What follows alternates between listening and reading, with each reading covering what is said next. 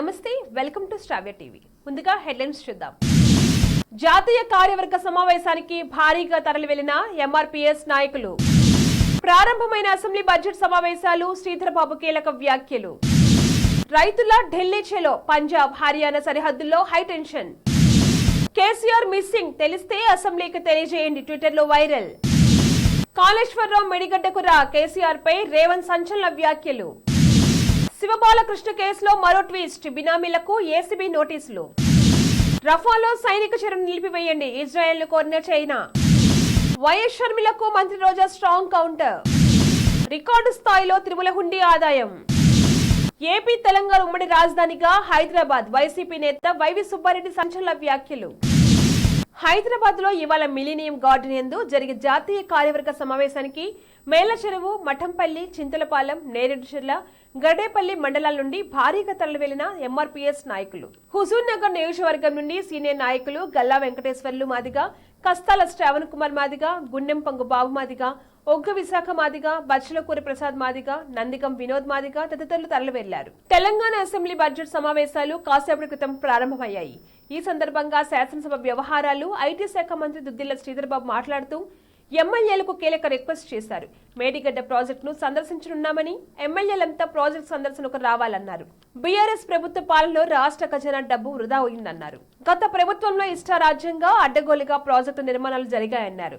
కాంగ్రెస్ హయాంలో కట్టిన అనేక ప్రాజెక్టులు ఇప్పటికే దృఢంగా ఉన్నాయన్నారు. మేడిగడ్డలో అసలేం జరిగిందో ప్రజలకు నిజాలు తెలియాలన్నారు. మేడిగడ్డపై విజిలెన్స్ రిపోర్ట్ వచ్చిందని, డ్యాం డిజైన్ లో అనేక తప్పులు ఉన్నాయన్నారు. ప్రాజెక్టుల పేరుతో వేల కోట్ల ప్రజాధనం వృధా అయిందన్నారు. దీనికి బీఆర్ఎస్ ఎమ్మెల్యేలు అభ్యంతరం వ్యక్తం చేశారు. కనీస మద్దతు ధర చట్టబద్ధతపై కేంద్రం స్పష్టమైన హామీ ఇవ్వలేదని రైతులు చేస్తున్న ఆందోళన ఉధృతంగా మారింది.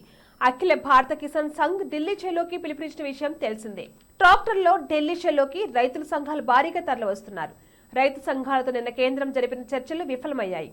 కాగా రైతుల ఆందోళన నేపథ్యంలో ఢిల్లీ, పంజాబ్, హర్యానా, శంభు సరిహద్దుల్లో హైటెన్షన్ వాతావరణం నెలకొంది. తెలంగాణలో అసెంబ్లీ సమావేశాలు జరుగుతున్న విషయం తెలిసిందే. ఈ క్రమంలోనే ముఖ్యమంత్రి రేవంత్ ప్రభుత్వం బీఆర్ఎస్ అధినేతకు అసెంబ్లీ సాక్షిగా సవాల్ విసిరింది. కృష్ణా జలాల సమస్యపై, కాళేశ్వరం ప్రాజెక్టు అవకతవకలపై వివరణ ఇవ్వాలని, మేడిగడ్డ సందర్శించాలని ముఖ్యమంత్రి రేవంత్ రెడ్డి సవాల్ చేశారు.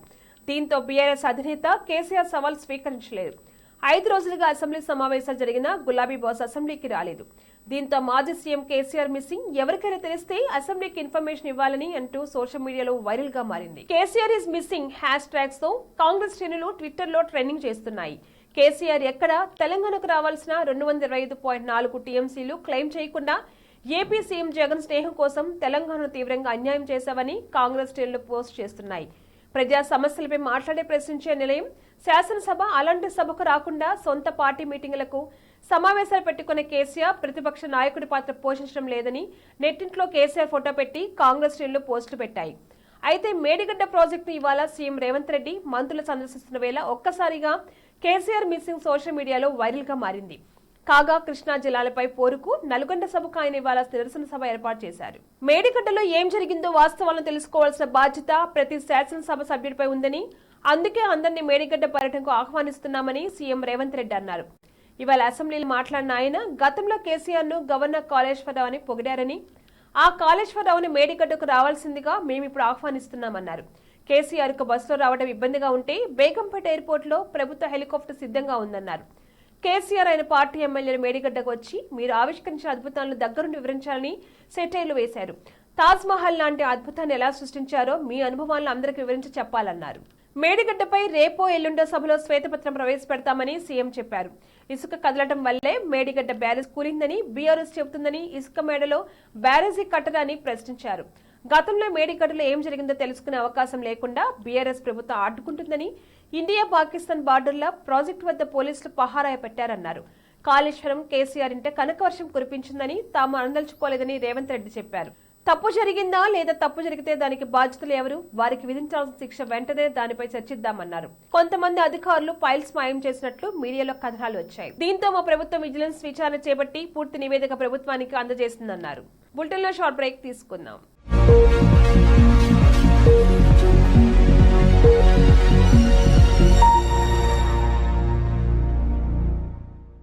నమస్తే. ఈరోజు మీకోసం ఒక అద్భుతమైన ఆఫర్ని తెలియజేయడానికి మీ ముందుకు వచ్చేసాం. ప్రస్తుతం మార్కెట్లో ఒక కొత్త ఇల్లు కొనాలి అంటే మనం ఎన్నో రకాలుగా సెర్చ్ చేస్తూ ఉంటాం, ఎన్నో ఫీచర్స్ని మనం చూస్తూ ఉంటాం. అందుకే మా నుంచి ఈ ఆఫర్ మీకోసం. 45 లక్షలకే మీ సొంత ఇంటి కలని నెరవేర్చుకుందాం. ఈ బ్యూటిఫుల్ విజువల్స్ షాద్ నగర్ టౌన్ హైవేకి ఆనుకొని అండ్ మోస్ట్ పాపులర్ ల్యాబ్స్ కి ఆపోజిట్ లో ఈ వెంచర్ ఉంటుంది. ఎంట్రన్స్ ఏరియా చూశారు కదా ఎంత బ్యూటిఫుల్ గా ఉందో. స్పెక్ట్రా సిటీ ఇదొక గేటెడ్ కమ్యూనిటీ. 120 గజాల డబుల్ బెడ్రూమ్ హౌసెస్ ఇందులో కన్స్ట్రక్ట్ చేయబడి ఉన్నాయి. ప్రతిష్టాత్మక సంస్థ స్పెక్ట్రా సిటీ మీకు అందిస్తోంది double bedroom individual houses. Total house వచ్చేసి మనకు 120 స్క్వేర్ యార్డ్స్ లో ఉంది, అంటే 120 గజాలు.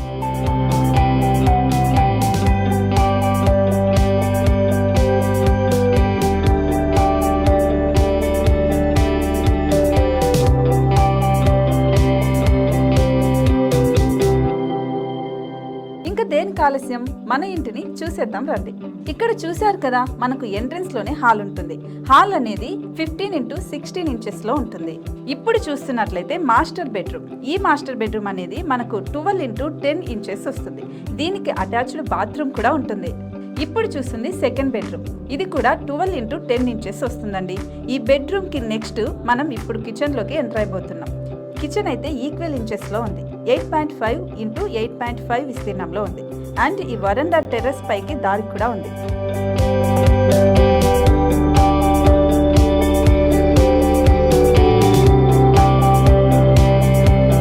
టెర్రస్ పై నుంచి వ్యూ చూశారు కదండి, ఎంత బ్యూటిఫుల్ గా ఉందో.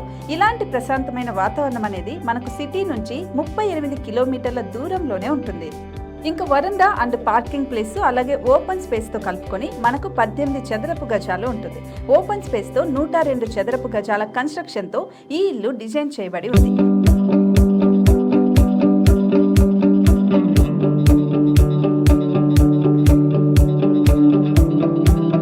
మొత్తం gated community and present 70 houses మనకు కన్స్ట్రక్ట్ చేసి ఇస్తున్నారు. అందులో 45 హౌసెస్ మాత్రం సేల్ అయిపోయాయి. ఇంకా 25 మాత్రమే ఉన్నాయి. అలాగే లిమిటెడ్ ఎడిషన్స్ మాత్రమే ఉన్నాయి. హైవే రోడ్డు నానుకొని తూర్పు పడమర ఫేసింగ్ కి నిర్మాణమై ఉంటాయి. షాద్ నగర్ లో MSN ల్యాబ్ కి ఎదురుగా ఉంది ఈ డబుల్ బెడ్రూమ్ ఇండిపెండెంట్ హౌసెస్. మిమ్మల్ని ఆహ్వానిస్తున్నాయి. మనకి వెంచర్ ఓవరాల్ గా ఎగ్జిట్ నెంబర్ 16 నుంచి 38 కిలోమీటర్లు వస్తుంది. అలాగే కొత్తూరు జంక్షన్ నుంచి 15 కిలోమీటర్స్ మాత్రమే ఉంటుంది. షాద్ నగర్ మున్సిపాలిటీ పరిధిలో నేషనల్ రిమోట్ సెన్సింగ్ కి ముందే ఈ వెంచర్ ఉంటుంది. నగర కాలుష్యానికి దూరంగా స్వచ్ఛమైన ప్రకృతికి దగ్గరగా రూపుదిద్దుకున్న సుందరమైన డబుల్ బెడ్రూమ్ ఇండిపెండెంట్ హౌసెస్ ఇవి. ఇప్పుడు సొంతం చేసుకోవడానికి సంసిద్ధంగా ఉన్నాయి. కేవలం 45 లక్షలకే సరసమైన ధరలతో మిమ్మల్ని ఆహ్వానిస్తున్నాయి. ఇంకెందుకు ఆలస్యం, కింద స్క్రోల్ అవుతున్న నెంబర్ కి డయల్ చేయండి. వెంటనే సైట్ విజిట్ స్లాట్ ని బుక్ చేసుకోండి. మీ సొంతింటి కలని నెరవేర్చుకోండి.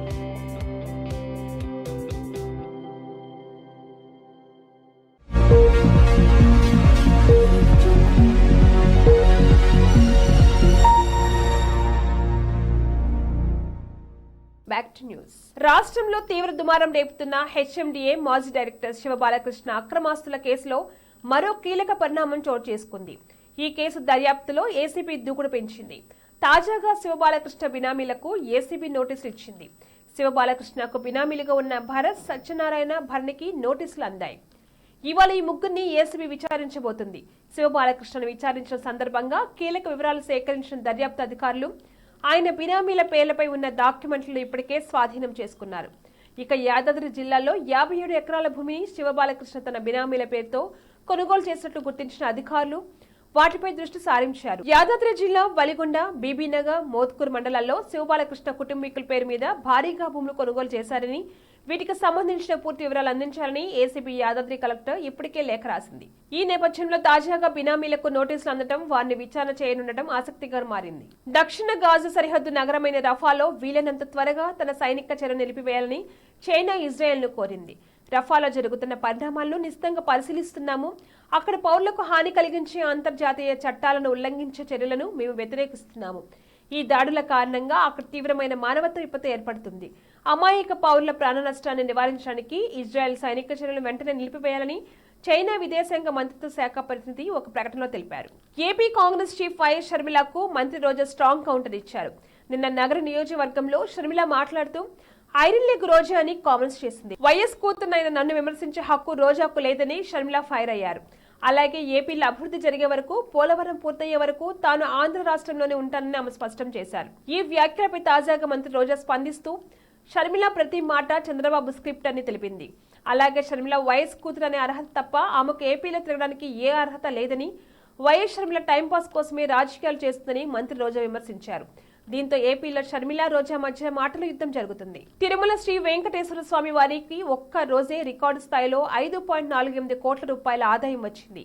సోమవారం ఒక్కరోజే తిరుపతి శ్రీవారిని 69,314 మంది భక్తులు దర్శించుకున్నారు. అదే సమయంలో 25,165 మంది భక్తులు స్వామివారికి తలనీలాలు చెల్లించి మొక్కులు తీర్చుకున్నారు. స్వామివారిని దర్శించుకున్న భక్తులు హుండీ కానుకల ద్వారా మొత్తం 5.48 కోట్ల రూపాయలు వచ్చింది. ఇది తిరుమలలో వచ్చిన రికార్డు స్థాయిలో ఆదాయంగా తెలుస్తుంది.